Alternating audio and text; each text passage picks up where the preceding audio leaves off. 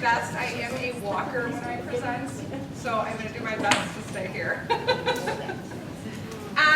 So thanks for having me again. I am super excited to be here. I wanted to just give you a touch of background about the videos that you saw. First, was anyone else's one of their videos upside down? That must have just been how my computer formatted it. Yeah. So she did a video of those herself because she was hoping to get a more authentic look at what your students were, which I think you got. That's a group of 3 fifth graders. And it was that last video that you saw, I think it's 7 or 8, was taped the Thursday before break started. So just a little context on, they are a typically off-task group to begin with, but you got to see a little bit more off-task behavior because of the time of year it is. So first of all, we started last time with what questions you had about what you saw, which seemed to be a great way to open it, so I wanted to open it that way again. Did you have any questions about the structure? Keep in mind, those videos were taken over the course of, I think, 3 or 4 lessons. So it was her final comprehension focus, or comprehension conversation, kind of that series, and then she did her teaching portion of the phase 3 around the planner and how to organize their writing, and then the kids actually started their writing. The video that I'm thinking we're going to see for February 12th will be probably the next step into the phase 3. It'll be more the drafting phase. So you'll see kind of another stage in that process. So any questions about the actual lessons or videos or how the lessons were structured? I guess when she was going through and like demonstrating how to use the graphic organizer, it seemed like then that, I don't know, like that was like a lot for that time. Like had they done, was that their first time seeing that type of organizer, and that was like their model so that they could attempt? Yeah, so that was the first time they had used the double bubble. You heard her say, I think, that it was similar to a Venn diagram. So we use thinking maps in our district, which is, the double bubble is one of the thinking maps. It's not been brought down to elementary yet. So it starts in middle school. So our reading teachers are exposing some of our intervention students to those graphic organizers earlier. So that was their first exposure to that particular graphic organizer. But in that writing phase, there is always teacher modeling of the entire organizing process. So that was the pre-writing stage. So the teacher always models that entire part, and then the students engage in actually their own pre-writing. So that's what you saw, was her modeling the pre-writing, and then the students were actually engaged in their own pre-writing. Like what would be the time frame? Because it seemed like, and I wasn't sure if the video was just done, but like the majority of the time was all the modeling, and then, like, do you know what? That was 2 different days. Okay. So she had, she was finishing up, what you didn't see was, if you think about the comprehension focus group planner, they do a comprehension conversation and then they respond. So in the first part of that lesson that you saw where she was modeling, they were actually responding to their prompt, which would have been still part of phase 2, and then of the last book, and then she moved into phase 3 that same day. So you saw she started the modeling, and then I believe the next day there was a review video. She reviewed it, and then they moved into the actual writing themselves. Does that make sense? So yeah, that's a good question, because CFG isn't as, like when you think about guided reading plus or interactive writing, and there's that kind of clean day 1, day 2. In comprehension focus groups, you may not have that clean day 1, day 2. They kind of blur together. Wherever you stop is where you pick up either the next day, or if you end a phase in the middle of a lesson, you would pick up with the next phase that same lesson. Yeah, you had a question?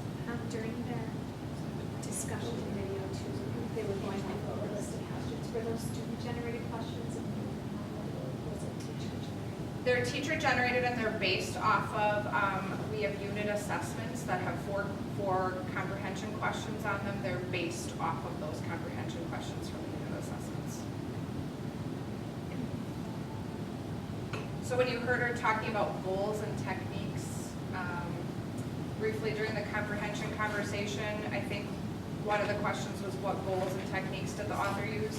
That is a 5th grade learning piece. It's about author's craft. So Lucy Calkins talks about them as goals and techniques. So what is the author's goal and what techniques is he or she using to reach that goal?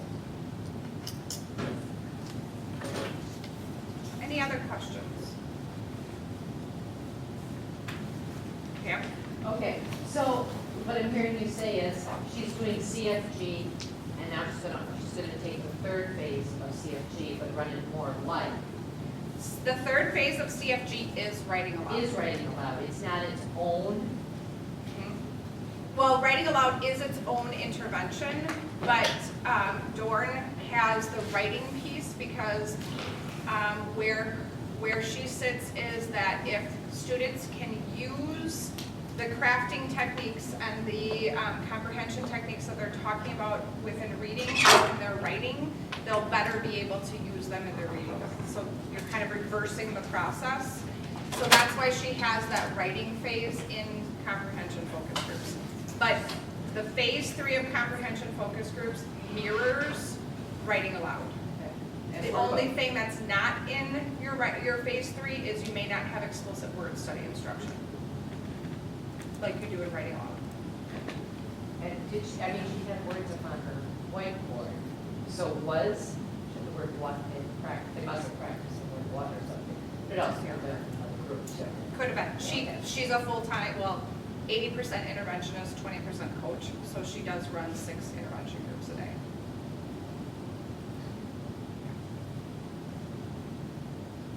But then that explains why it was a comprehension conversation they were having. Yeah. Because that was one of my questions. Yeah, so this is phase 3 of comprehension focus groups, because what we had talked about was seeing that writing kind of embedded within comprehension focus groups. So it's not a true writing aloud intervention. So after she modeled the double bubble, then they went and did it? Yeah, you couldn't see their papers. Like what they- Yeah, you couldn't see their papers, but what she was conferring with them on was them filling out their own double bubbles. Okay.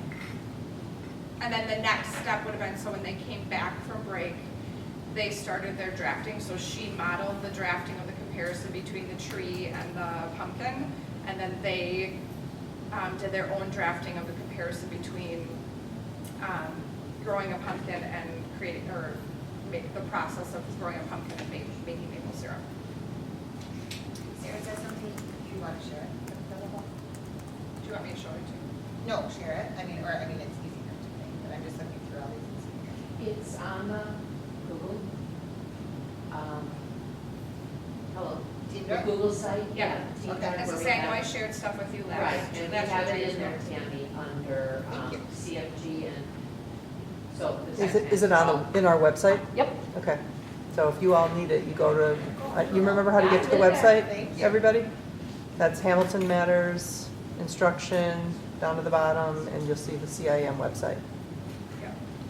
And even if you just Google thinking maps, you can find tons of stuff on it.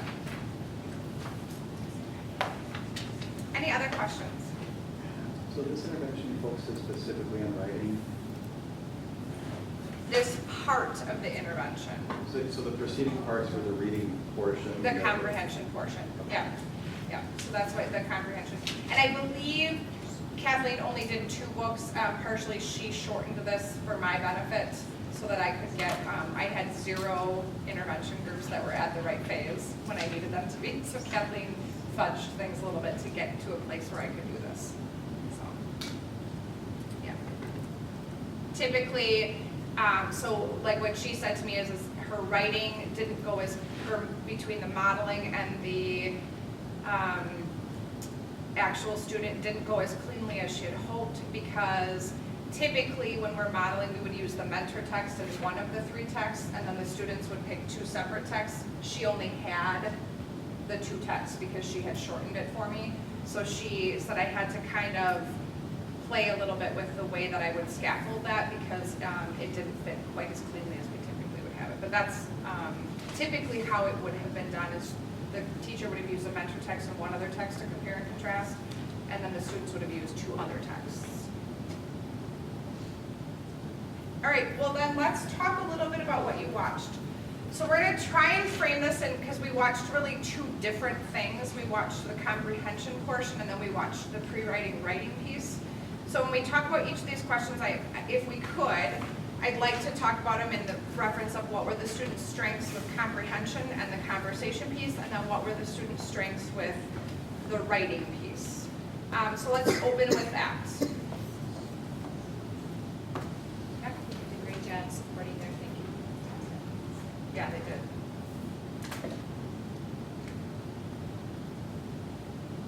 They have been coached on starters, like I agree with, I disagree with.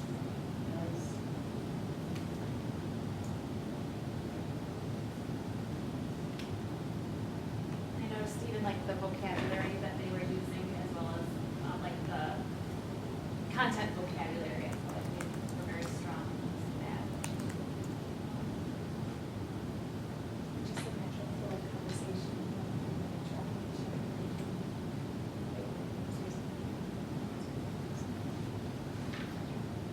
They came prepared for the discussion.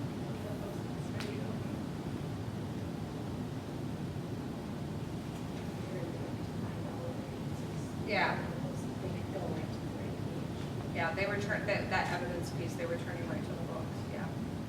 Do they have questions to ask their group that they wrote in addition to the ones that were? I'm not sure. I'd have to ask Kathleen that. Yeah, there was a sheet of questions and then they also had their post-its, so I didn't know if it was So like the a combo. Post-its were, from my understanding of what Kathleen shared with me, the Post-its were kind of what they were posting while they were reading, and they were, So not questions. no, just they were things wrote. linked to the questions that were on that sheet of paper. Okay.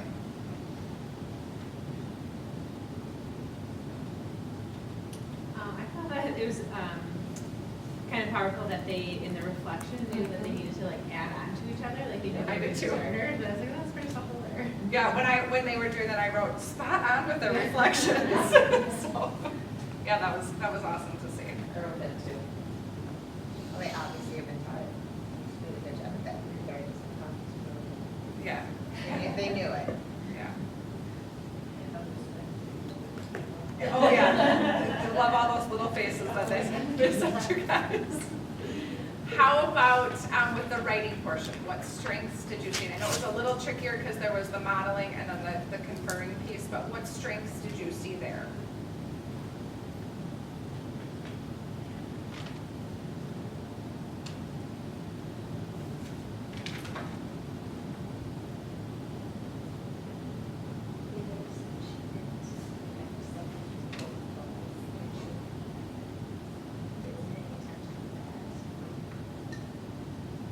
I thought independently, they struggled a little bit, especially Ariana.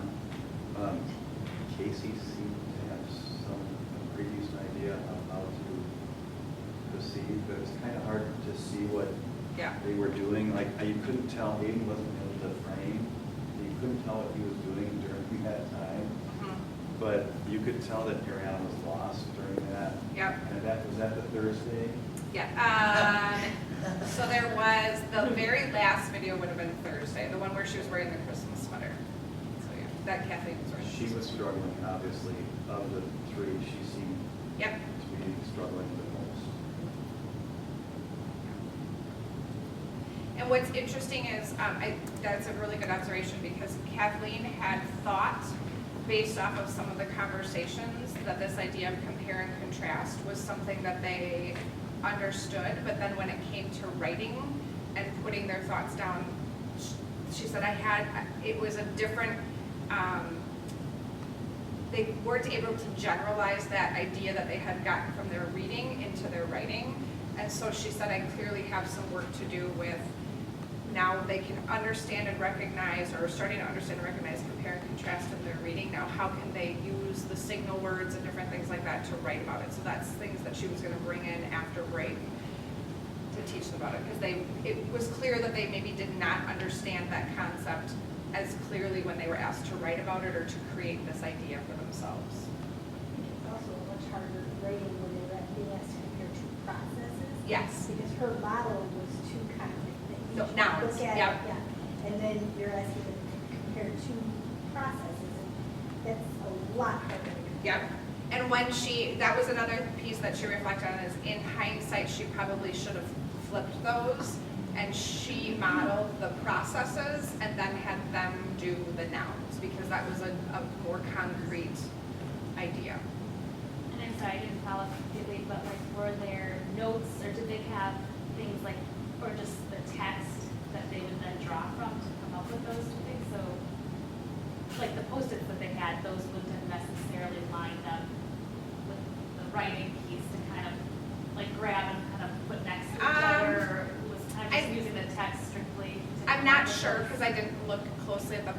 I wasn't there. She videotaped these on her own, so typically I videotape them, but I was busy. That was 2 weeks, so she did it for me. So I didn't see the notes, so I'm not sure what was on the Post-its to know if it would have been helpful or not. It's kind of a line that it wasn't like their first time trying to, Yeah. kind of take the whole text and then figure out what things kind of match. Yeah. So we're kind of moving in a little bit to what might the students need to learn next. So thinking about that, we've already kind of identified a couple of things in writing, and the students were able to identify a couple of things in their comprehension conversation. What else did you notice that they may need to learn next, or where might Kathleen need to go with them next? Could she read, with the format, could she read, teach or redo the learning with a similar process? That's what I would recommend. Yeah. But does that mess up the session system, or?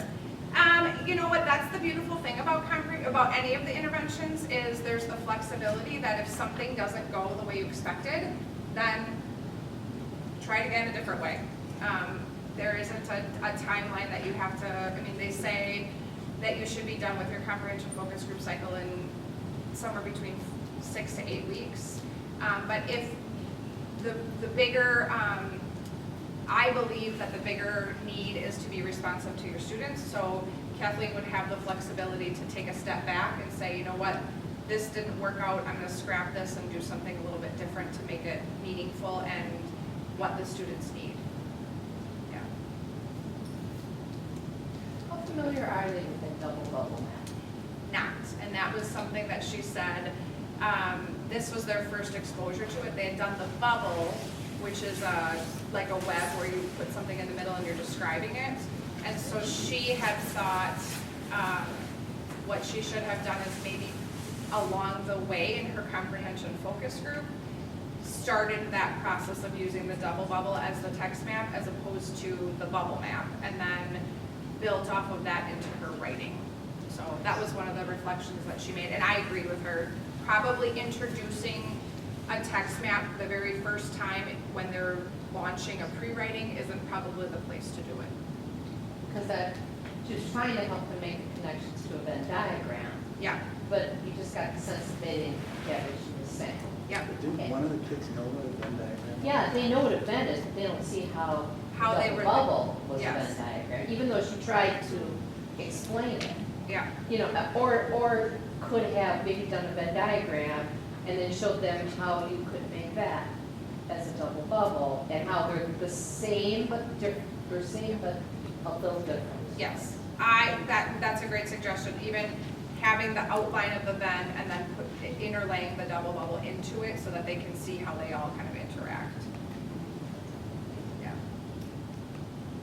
Yeah. I know you mentioned, so they do the modeling of the graphic organizer or the app all completely through, and then is the goal that they just take their same organizer and do it completely independently? Because I thought maybe if she would have gotten them started with the process, because it was like a lot of the kids didn't know where to even begin, so maybe modeling, okay, like let's talk about one idea that we can, compare and contrast, then maybe they would have caught on a little bit more. Yeah, that's a good suggestion. Typically, when you do the modeling, your modeling should be supportive enough and close enough to what they need to do. And that's, I think, where we got a little bit, where Kathleen got a little off track, was there was too big of a separation between, she compared and contrasted two things, and then she was asking them to do processes, which is very different.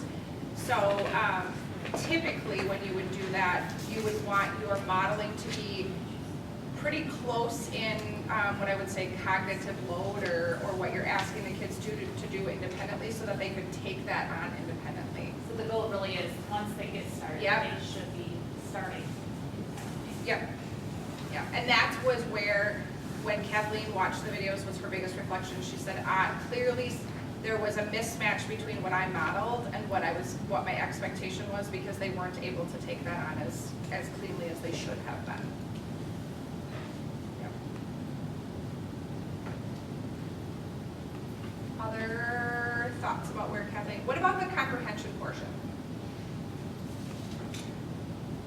So they reflected on the piece that they needed to work on was adding on, like, it was, while they all took turns and they were using the rules of a conversation, it was kind of almost like everybody had their isolated thoughts and they weren't building on their thoughts. So they reflected that that's something they needed to do. Now think about how might Kathleen, what are some things that Kathleen might do to help promote that within her group? So I think that's a tricky thing. Well, I like the prompt that she said, you were having a conversation like you were in the lunchroom, so they could get a sense of feeling that that's how they should be talking. But then it was more like they took turns sharing and then someone responded. Maybe teaching them how to piggyback, taking their idea and saying one more thing about their peer's idea. Yep. And she might have to model that. Yeah, that's what. Yes, and that's what we had talked about, was there an opportunity for her to, like, when they're talking about the book, just in general, do some modeling of piggybacking, and then even pointing that out to kids. This is how you piggyback, this is what it sounds like, this is what it looks like.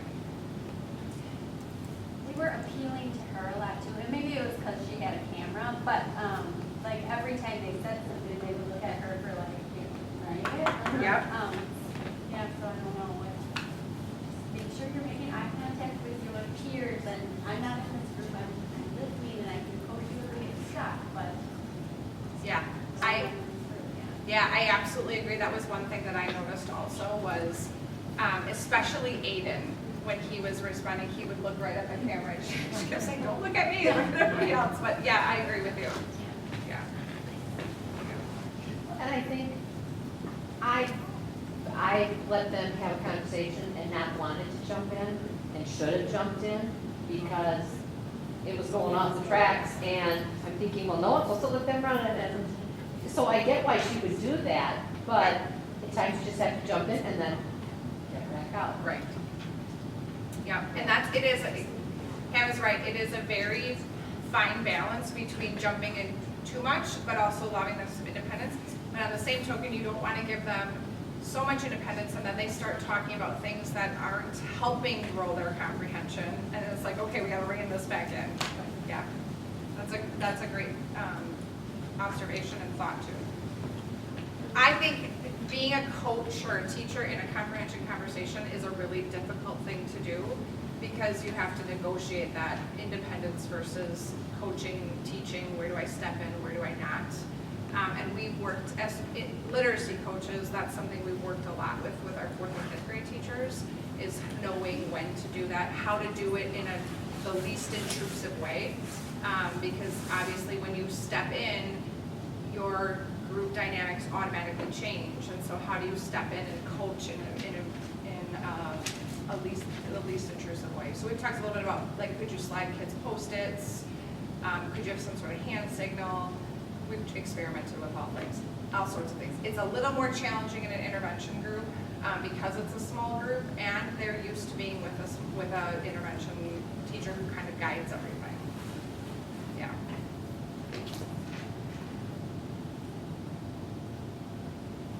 Anything else about either the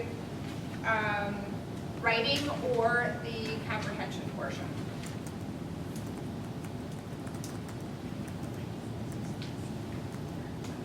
Can I just ask a question Sure. about the combination between the comprehension focus group and the writing aloud? Because I have not done comprehension focus, but I have done the writing aloud. And when I've done the writing process that they do in their own planning and their own writing, I've had them do something that wasn't from text. So is that just because this is tied in with comprehension focus that we're doing like things from the book? Yes. Okay. Yep. And so the way that comprehension focus, one of the other ways that phase 3 differs is typically your comprehension focus group in phase 3 will either be a piece that is written in the genre that you read, or will be some sort of longer response to the text that you read. Yeah, that's a great I observation. feel like that makes the writing more challenging for them. It can, So yes. that's fine. Yeah, it can.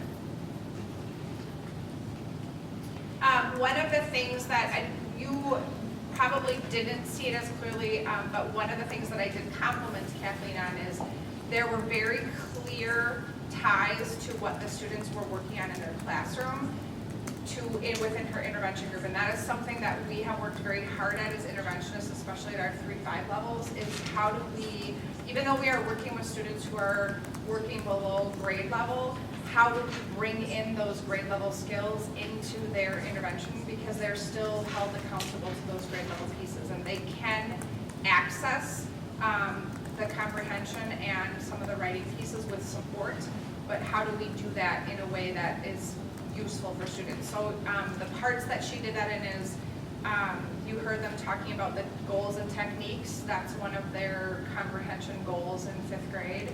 And then that compare and contrast piece through both Unit 2 and Unit 3, 5th graders are focusing on comparing and contrasting pieces. So that's where she tried to bring in those pieces that they were learning in the classroom to help expose them to their grade level expectations and curriculum. Do the interventionists, did you have a chance to meet the teacher prior? Just to, Well, she's their coach also.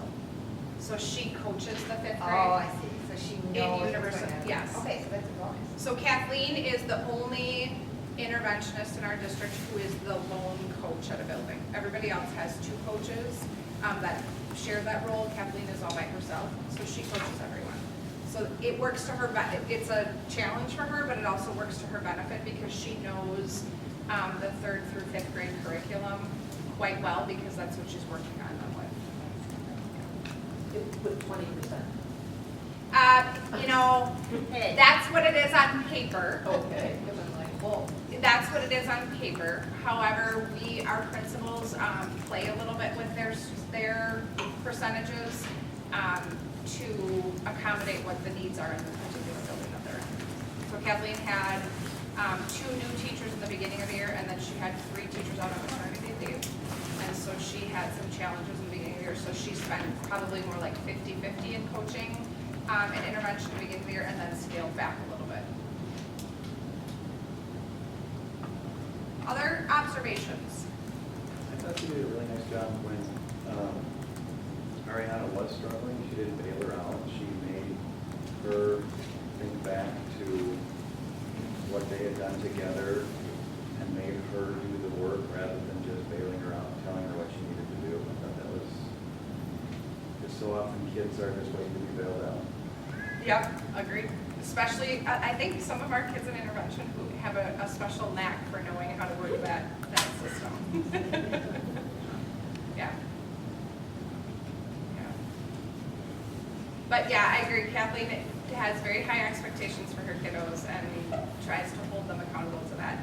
One of the other things, I don't know if you heard it in the background, but the other challenge of where Kathleen works is, so Valley View is also our school that is most strapped for space. So Kathleen shares her room, which is the size of a typical classroom, with 3 special education teachers and another reading interventionist. And there are simultaneously groups. They have it sectioned off quite well, but yeah, there's a lot going on in that room. Just because of space, they don't have the space to accommodate everyone having their own room.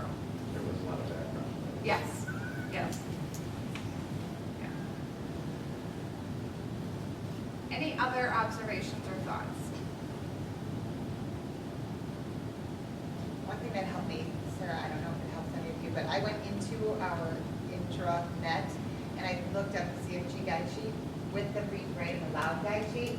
And because as Sarah had said that the writing aloud was a portion of the CFG, but it wasn't the full. Yes. So by reading through this, it's helped me see it more clearly.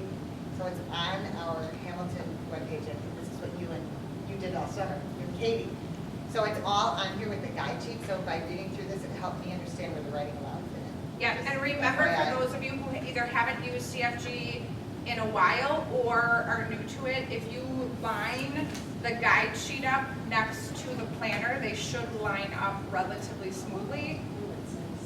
So that you, because I think I gave you the updated planner, didn't I? Do you have the planner that's vertical? I'll look. Before I leave, I'll look on what you have on your I don't have my Chromebook, so I That's can't. okay. But if you're using the planner that's vertical, that goes down and then you flip the page and then goes down again, if you line the guide sheet up and the planner up, you actually, like you could read, it'll say, you know, what you're supposed to do in this box, and you'll see that exact same box on the planner. So that's something to keep in mind. If you're new to this or haven't used it in a while and need a refresher, that's one way you can do a quick refresher.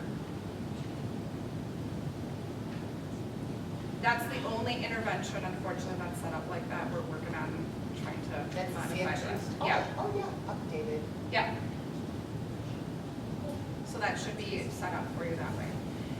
All right, what I would like you to do is take maybe like 4 or 5 minutes and just think for a few minutes or jot down somewhere, what did you learn from watching these videos and this conversation? And then what shifts might that cause in your own teaching? So just take a few minutes to reflect, and then we're going to share as the whole group, because I think it's beneficial for you guys to hear what others are going to take away from this session also. It's interesting though, like you can.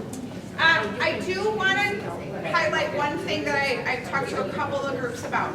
I will be honest with you, it is very easy to get lost in comprehension focus groups because it is a long cycle. It's 6 to 8 weeks. There's a lot of components to it. It's very easy to get lost. So in the very beginning when you're planning, you want to think about what is my comprehension goal? What do I want my kids to know and be able to do when they come out of this comprehension-wise? And then you have to think about what will I do in writing that will complement that? And that should be your driver. The other place that you can help yourself avoid getting lost in is take a look at what is the classroom using right now for, like what is their comprehension goal in the classroom? And what genre are they writing in? Are they writing in nonfiction? Is there a particular goal that they're trying to work on in writing? Those can also help drive and make your comprehension focus group that much more focused and effective for students. So I recognize that it is very difficult to get lost in that because it's such a big intervention with moving parts. But the more you can keep coming back to what do I want my students to know and be able to do with comprehension, and then how am I going to plan something with writing that is going to complement that.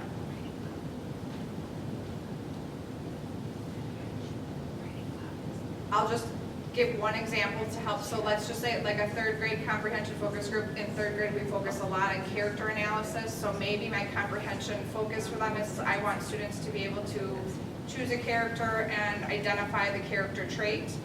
So then maybe my writing would be a letter about why I want to be friends with a particular character, because you're going to address character traits within that.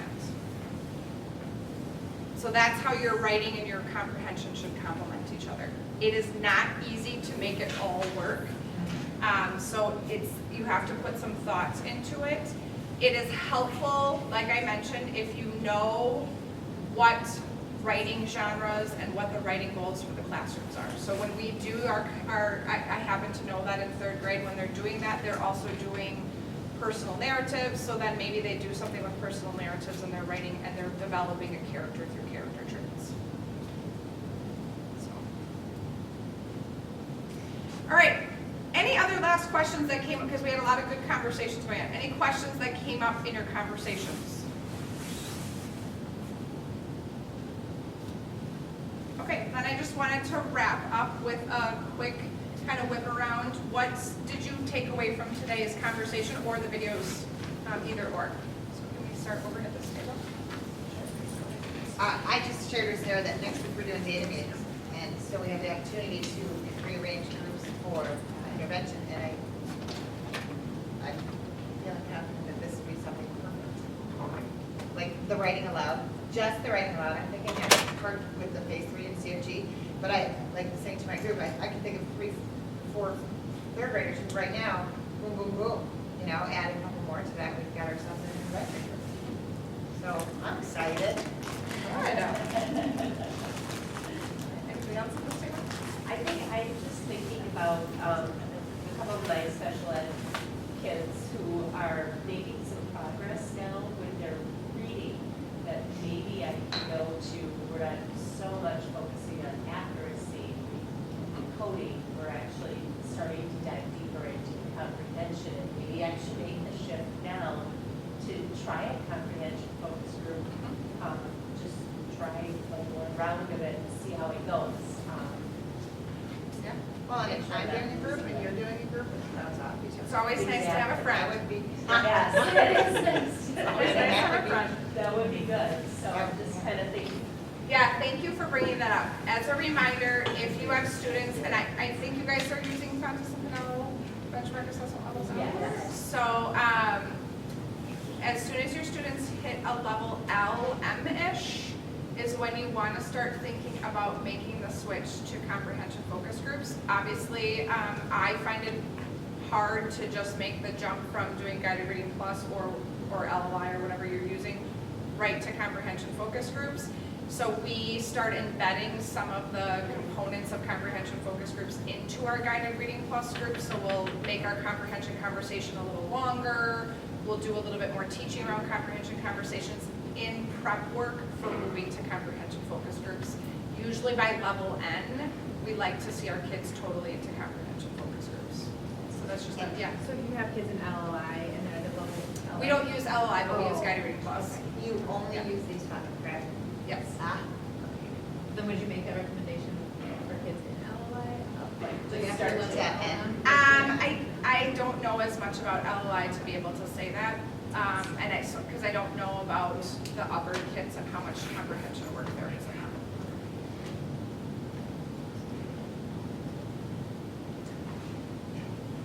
All right, anybody else from this table? Something you learned or? How about Woodside? Taba? I need a healthy reminder to make sure that I'm doing it right is actually good in the classroom.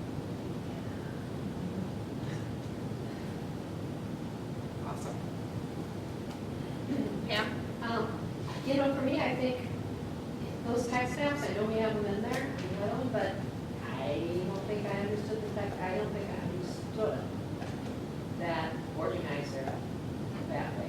So I think, I'm thinking if I did that one, there's other ones that I didn't learn. I don't know that I don't. I like how you said that, the Venn diagram, put it over. Yeah, Because that's how I visually saw it, and then I went, oh, that's how it works, because I didn't get it. yeah. It's a hobble. How about this table? I don't have any student that this would be appropriate for. However, practicing writing from reading is always a good reminder. Yeah. Okay.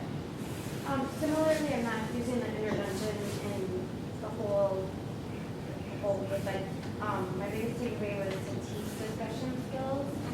And I found that document that's got some starters. And being a special ed teacher, we're not always pulling, like somebody's pulling only one at a time. And I need to kind of think about my practice and what I'm doing and how I can teach those skills and then support those skills in the classroom where there's other kids having that discussion. Yep. Yeah. All kids benefit from conversation. So absolutely engaging our students who are in special education with our regular ed students in conversation is an excellent practice. I think it's already been said to have conversations with teachers on their reading and writing goals and to tie that into